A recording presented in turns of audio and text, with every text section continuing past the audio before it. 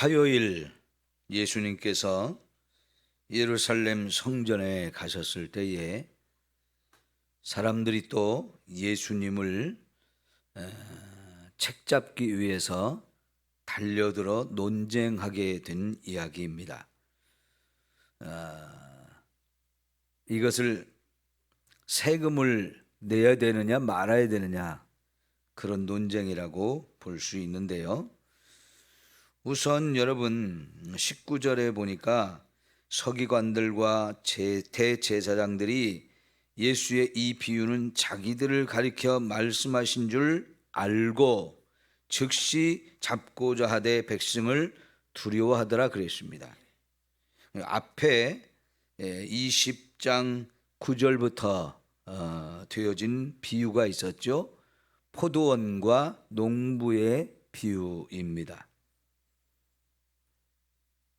주인이 포도원을 만들고 다른 나라로 좀 먼 여행을 가야 했기에 그 잘 만들어 놓은 포도원 농부들에게 세를 주고 갔는데 때가 되어서 이 주인이 농부들에게 세를 받으려고 이렇게 종들을 보내니까 때리고 죽이고 쫓아내고 세를 내지 않았죠.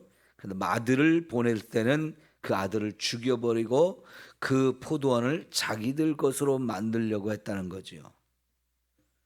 자, 이 비유가 자기들을 향해서 하신 비유다.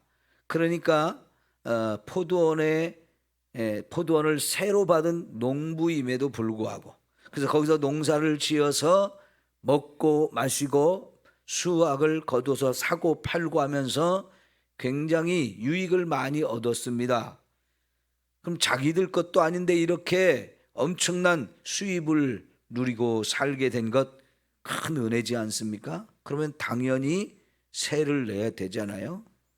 그런데 이런 세를 내지 않고 자기 것들로 만들려고 결국은 하나님이 보내신 메시아를 죽이게 되어진다는 거지요. 이게 자기들 얘기라는 걸 알아들었다고 그랬죠. 알아들었으면 어떻게 해야 되는 거예요?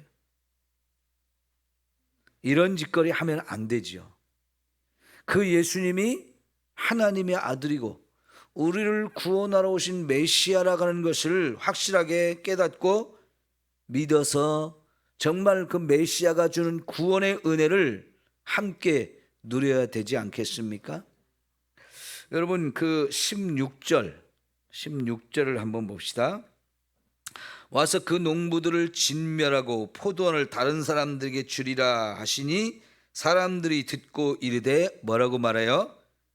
그렇게 되지 말아지이다. 이 비유의 말을 끝까지 다 들은 사람들이 도대체 이거는 말이 안 되는 상황이라는 거죠. 그 농부들 정말 악한 사람들이고 그것 때문에 결국은 농부들 다 진멸을 당하게 되어진다는 거죠. 이거는 누가 들어도 너무나 안타까운 일입니다. 도대체 이런 일이 일어나서는 안 되겠다는 겁니다. 그러니까 이 비유를 끝까지 다 들은 많은 사람들이 절대로 그런 일은 있어서는 안 되겠습니다. 제발 그런 일은 안 일어나게 했으면 좋겠습니다. 너무나 안타까워서 그러는 거잖아요. 누가 들어도 다 알 수 있는 얘기였단 말이죠. 그러니 바리새인이나 대제사장 이런 사람들을 더 잘 알아들을 수 있었던 얘기인데 분명히 그들도 이 이야기가 자기들이 그 악한 농부들이라는 걸 알고 있어요. 근데 여러분 내 얘기를 하는구나. 그런데 거기서 나를 이렇게 나쁜 놈 취급을 한다고? 나를 이렇게 천하의 못된 놈 취급을 한다고? 그러면서 오히려 예수님을 죽이려고 하는 마음을 갖지요. 여러분 이런 사람은요 하나님이 구원의 기회를 주지만 오히려 멸망의 길로 가는 겁니다. 그 손을 거부하는 겁니다. 여러분 자기들은 정말 착한 체 하는 사람들이거든요. 정말 잘난 체 했습니다. 믿음 좋다고 잘난 체 한 사람들이에요. 그런데 여러분, 자기들의 이런 치부를 드러내고 자기들의 죄를 이렇게 드러났다고 해서 오히려 그걸 죽이려고 달려드는 거, 이게 얼마나 심각한 죄입니까? 그러니까 죄를 한번 지적해 주었을 때 그걸 깨닫지 못하고 그걸 짓밟으면 그 사람은 어떻게 됩니까? 점점 더 완악해지고 점점 더 고집스러워지고 그거를 고칠 방법이 없어요. 여러분, 바늘도둑이 왜 소도둑이 될까요? 바늘을 훔쳤을 때 그것이 잘못됐다고 하는 것을 어려서 제대로 책망해 주지 않고 꾸짖지 아니하면 그 사람은 그 바늘도둑, 그 작은 것이었지만 도둑질을 하는 그것에 있어서 그게 잘못이라는 걸 깨닫지 못함으로 인해서 죄 짓는데 점점 더 담대해지고 양심이 마비가 됩니다. 그러다가 소를 도둑질해도 그게 잘못됐다는 깨달음이 없어요. 그런 사람은 고칠 수가 없죠. 그런데 바리새인들이 지금 그 모양이에요. 대제사장들이 그 모양이에요. 여러분, 대제사장들이 1년에 딱 한 번 지성소에 들어갈 수 있는 날이 있잖아요. 그날이 어떤 날입니까? 대속죄일, 그죠? 7월 11일 대속죄일이에요.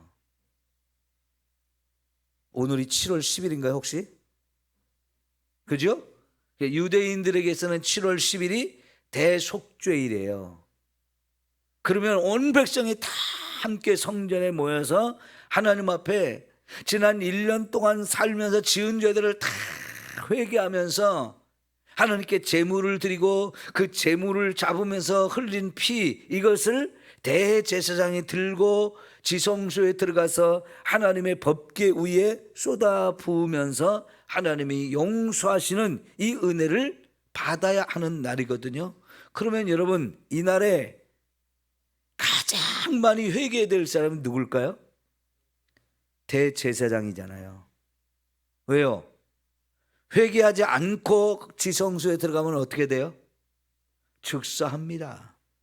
죽어야 돼요.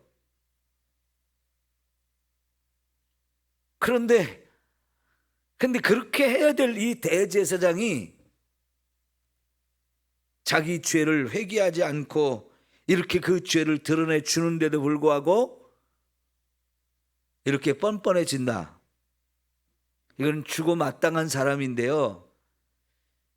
세월이 지나면서 이게 구약 시대가 아니고 이제 예수님이 온 시대가 되기까지 2000년의 역사가 흘러오는 가운데 하나님께서 대제사장들이 이 죄를 회개하지 않고 지성소에 들어와도 죽이지 않으니까 자기는 괜찮은 줄 아는 거예요.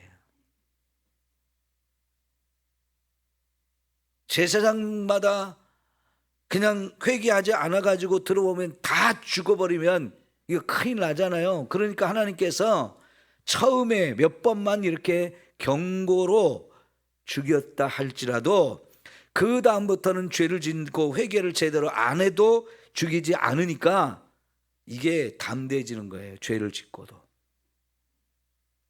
남을 죽이려고 하는 생각을 하고 그걸 음모를 꾸미고, 여러분 이게 얼마나 무서운 죄입니까? 그런데 대제사장들과 서기관들이 그리고 바리새인들이 함께 작당을 해서 자기들의 죄를 드러내주는데도 불구하고 이게 회개하기는커녕 오히려 예수님을 죽이려고 한단 말이죠. 예수님이 성전을 정결하게 할 때부터 그들의 죄를 계속 드러내주는 거예요. 누가 어떻게 이런 권위를 주었느냐고 하면서 따지고 들 때도 예수님께서는 그들에 대해서 죄가 얼마나 큰지를 느끼게 해주셨고요. 포도원과 농부의 비유를 통해서도 더 구체적으로 가르쳐 주었단 말이죠. 여러 번. 예수님이 그렇게 하시는 이유는 뭡니까? 너희도 빨리 깨닫고 회개해서 구원을 받으라. 그런 기회를 주는 거잖아요. 우리를 구원하러 오신 메시아를 결국은 죽이는 자가 되는 이들은요, 회개하지 않기 때문입니다. 그러면서도 언제나 자기들은 의로운 척하는 거예요. 의로운 척. 자, 여러분 20절에 이에 그들이 엿보다가 예수를 총독의 다스림과 권세 아래 넘기려 하여 정탐들을 보내어 그들로 스스로 의인인 체하며 예수의 말을 책잡게 하니, 의인인 체하게. 여러분, 사람은 속일 수 있습니다. 그런데 어떻게 예수님을 속일 수 있겠습니까? 하나님이신데.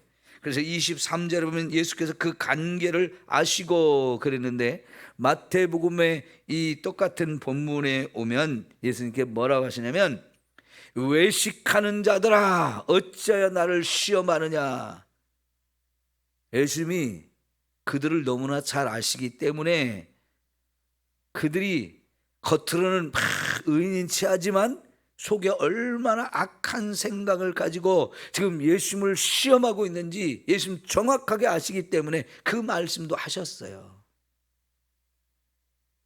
그럼에도 불구하고 회개를 안 해요. 이게 얼마나 양심이 화인 맞은 사람들입니까?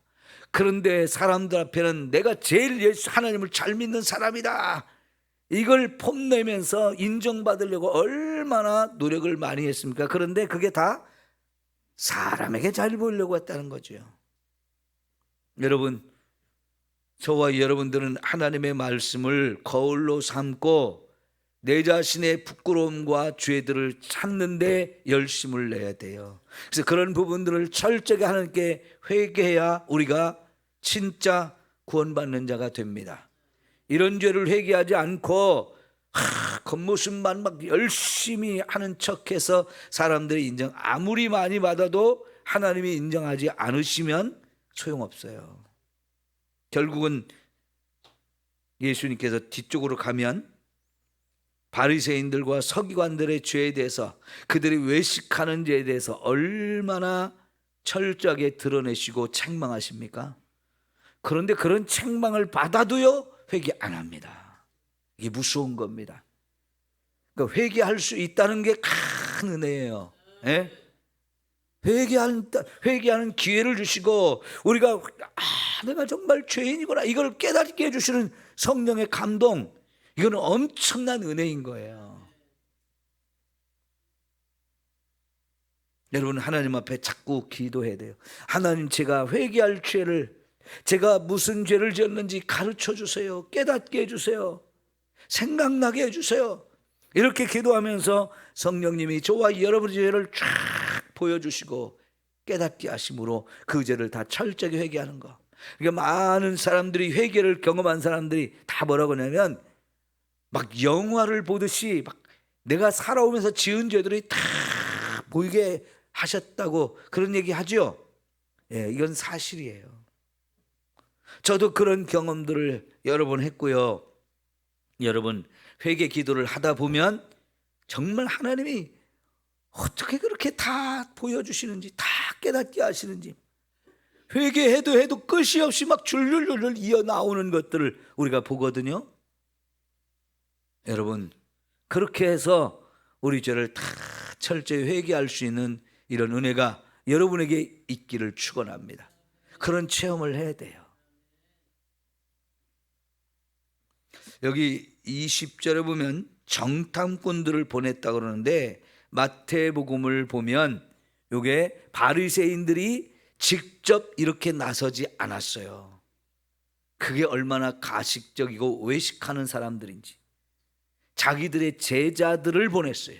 그리고 또 헤롯 당원들을 함께 보냈다고 그랬어요. 이게 참 무서운 건데요, 바리새인들과 헤롯 당원들은 정반대의 삶을 살고 있는 사람들인데, 헤롯 당원들은 헤롯 왕을 지지하면서 로마의 통치를 받아들이고, 그리고 그 헤롯 왕과 한편이 되어서 헤롯 왕의 이 총애를 받으면서 한편이 돼가지고 벼슬자리도 얻고 여러 가지 특혜를 누리면서 정치적으로 경제적으로 부유함과 부귀 영화를 세상에서 누리는 사람들, 유대인이지만 로마의 통치를 그냥 정당하고도 받아들이는 거예요.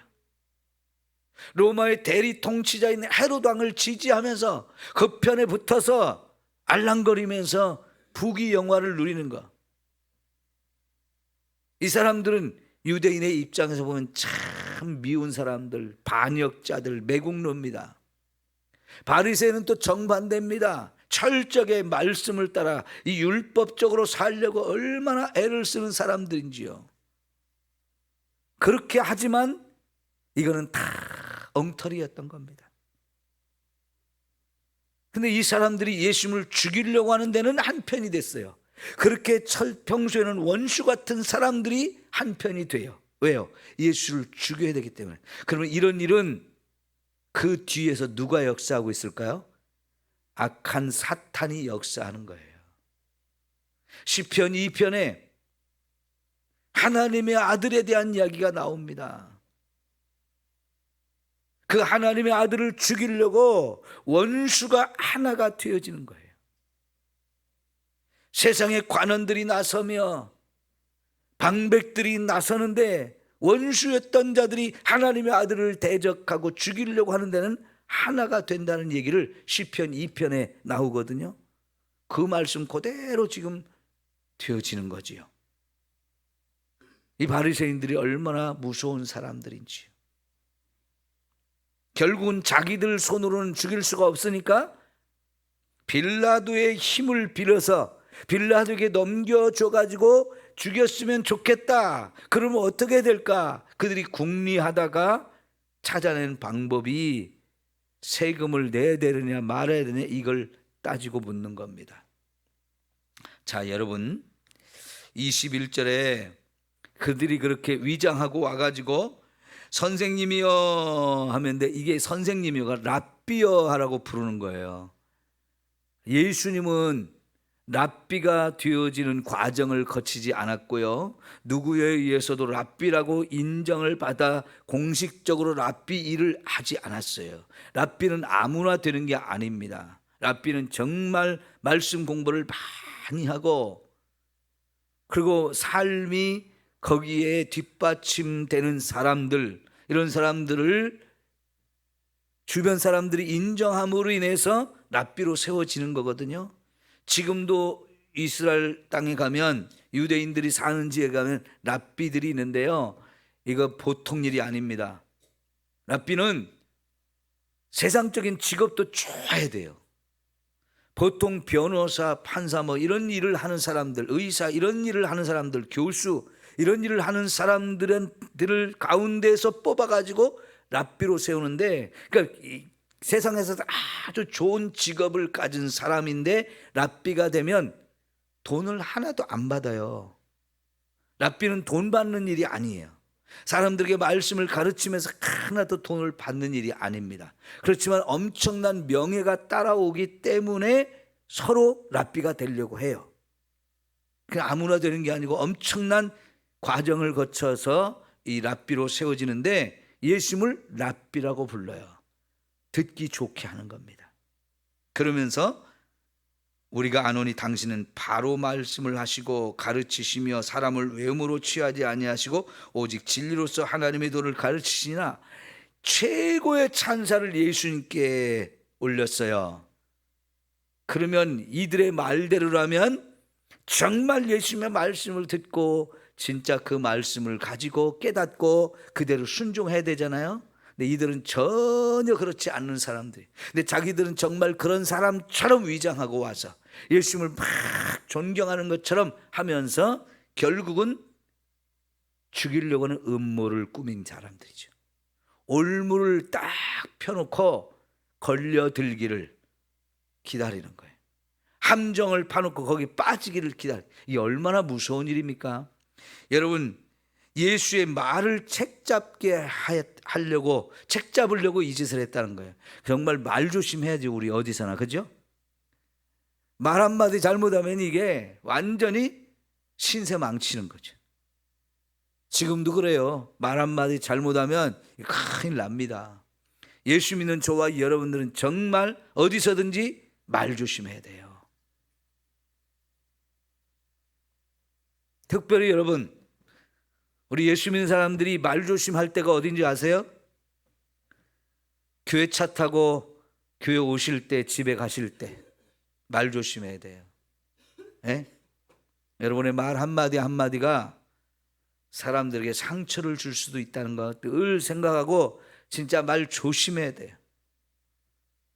말을 하고 싶어가지고 여기까지 말이 차도 이거 해야 되는가 말아야 되는가 몇 번이고 생각하고 나서 이거 말했다가는 상처 주겠다. 그럴 때 하지 말아야 돼요. 네? 우리 성도님들 가운데 교회 차 타고 다니면서 시험 든다고 말하시는 분들이 종종 있어요. 조심하셔야 돼요. 말 조심하셔야 돼요. 특히 안 믿는 사람들 있는 가운데서는 더더욱 조심하셔야 돼요. 해야 될 말과 하지 말아야 될 말들을 구별해서 덕이 되는 말을 해야 됩니다. 누추한 말, 남에게 정말 상처를 주는 말들은 하지 말아야 돼요. 그게 남을 죽이기도 해요. 그게 나를 죽이는 거예요. 여러분 정말 말 조심해야 되는데 세상은 이렇게요. 올무를 탁 쳐놓고 말을 책 잡으려고 하는 사람들이 얼마나 많은지. 가이사에게 세를 바치는 것이 옳습니까? 옳지 않습니까? 라고 물어보는데 이게 참 아주 민감한 그런 문제였어요.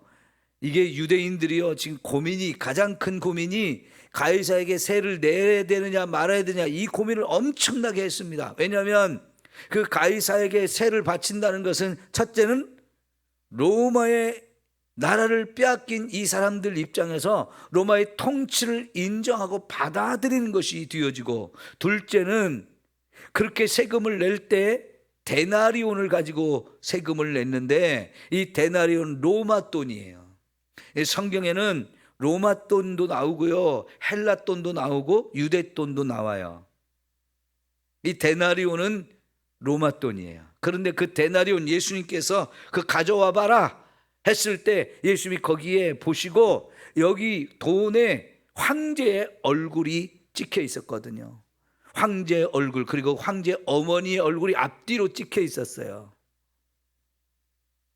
왜 그랬을까요? 황제를 숭배하라는 겁니다.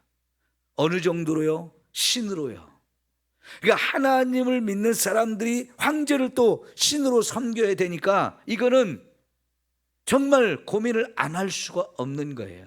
근데 현실적으로는 그들이 우리를 통치하고 다스리는데 그거 안 내겠다고 하면 법을 어긴 자가 돼서 결국은 더 많은 벌금을 물리거나 감옥에 끌려가거나 심지어는 더 세게 하면 죽일 수도 있거든요. 이게 참 종교적으로 정치적으로 아주 민감해서 낼지 말지 참 고민이 많은 유대인들의 모습인데요. 그래서 누구도 쉽게 말하지 못해서 내라 내지 마라 말을 못하는 게 이거였어요. 특별히 바리새인들 입장에서는 이게 아주 고민이 많아요. 낼지 말아야 될지. 까딱 잘못하면 이거 세금을 내므로 인해서 하나님의 법을 어긴 자가 될 수도 있거든요. 율법에 철저하는 이들의 입장에서는 이게 정말 난감한 거예요. 남들이 듣는 앞에서 나는 그냥 떳떳하게 내 이렇게 말을 못해요. 왜? 그 말 듣고 고발하면 당연히 끌려가는 거예요. 근데 내기는 내는데 남들 볼까 무서워서 조심스럽게 내는 거. 이게 참 민감한 거였어요. 그러니까 이거는 정치적인 문제요, 종교적인 문제였기 때문에 정말 고민이 많은 문제였단 말이죠. 그때 예수님께서 그걸 가져오라고 데나리온 가져오라고 사람들한테 여기 누구의 얼굴이 써 있고 어떤 글이 써 있느냐 이렇게 물어봅니다. 누구의 형상과 글이 여기 있느냐라고 물어보죠. 여러분 우리나라 500원짜리에 누구 얼굴이 들어있어요? 500원짜리 몰라요? 네, 세종대왕의 얼굴이 들어있잖아요. 그리고 뒷면에는 500원 대한민국 뭐 이런 거 써 있잖아요. 그런 것처럼 그 당시 데나리온도 똑같아요. 근데 우리가 세종대왕 얼굴이 들어있는 500원짜리, 그런데 세종대왕을 신으로 섬기라고 거기다 써놓은 것, 얼굴을 박아놓은 건 아니죠. 그죠? 5만 원짜리 신사임당의 그림이 그려 있어요. 신사임당을 신으로 섬기라고 그렇게 만들어 놓은 건 아니잖아요. 근데 로마 시대나 헬라가 다스리던 시대에는 그 황제들의 얼굴을 거기다가 새겨 넣어서 신으로 섬기게 했어요.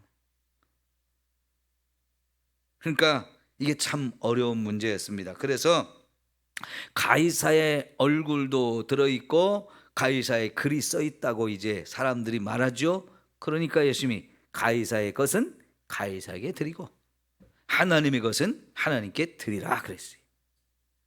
이거는 제3의 대답이에요. 이들이 생각할 때 옳습니까? 옳지 않습니까? 이 둘 중에 하나로 대답을 해야 된다고 생각을 했는데 예수님은 제3의 대답을 택하신 거예요.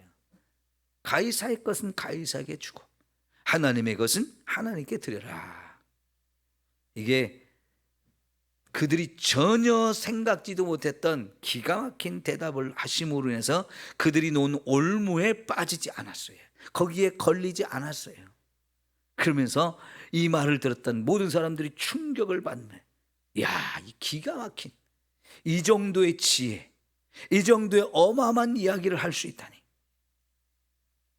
예, 여러분 아무리 사람이 하나님을 대적하면서 이겨보려고 한들 사람이 하나님을 이길 수 있나요?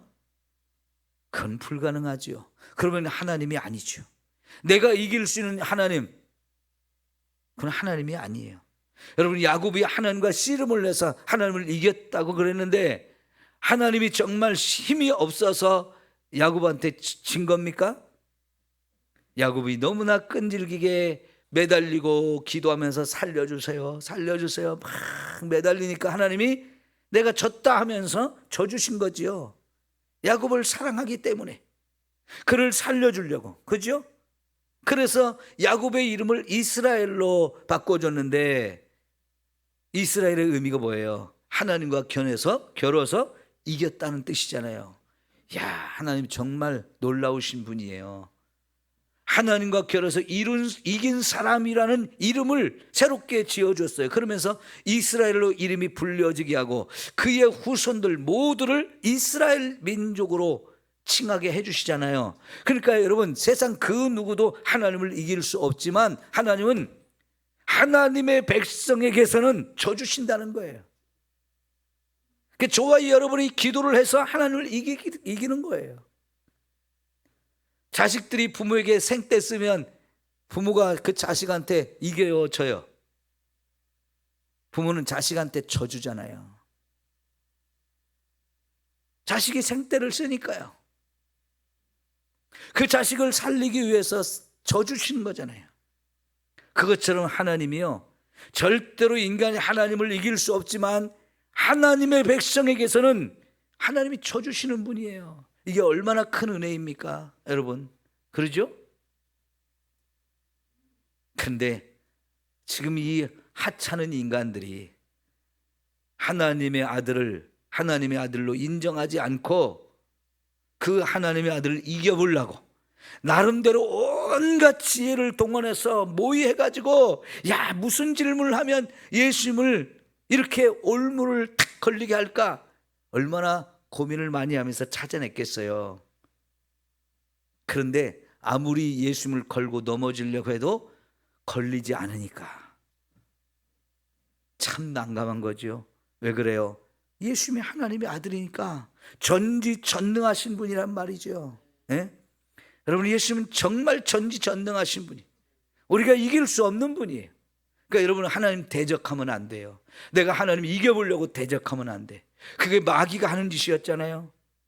절대로 그 누구도 하나님을 이길 수는 없습니다. 우리는 다 하나님의 피조물이니까요. 내가 하나님처럼 돼보려고 해봐야 우리가 하나님이 될 수가 없거든요.